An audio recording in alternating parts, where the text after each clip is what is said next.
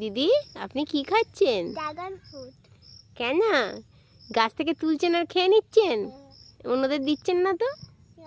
না, ভালো খেতে খুব। এ কি, আপনার হাতে তো রক্ত।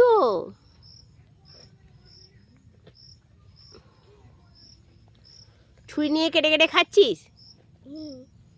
সে কি রে, একটা কেটে দেখা কেমন করে কাটছিস। ধুলাম তো? ধুলাম তো, দুটোই তো ধুয়ে দিয়েছিলাম। রেখে কাট, হাত কেটে যাবে। হাত কাটবে না, তোমার হাত কাটে যাবে।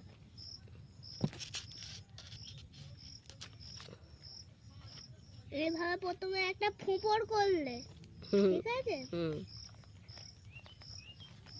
এত বিচ্ছিরি, এত কেটে যাচ্ছে না, অসুবিধা হয়। এরপর এই ভিতর থেকে আবার একটা ফোঁপড় করলে, যদি দুটো খাও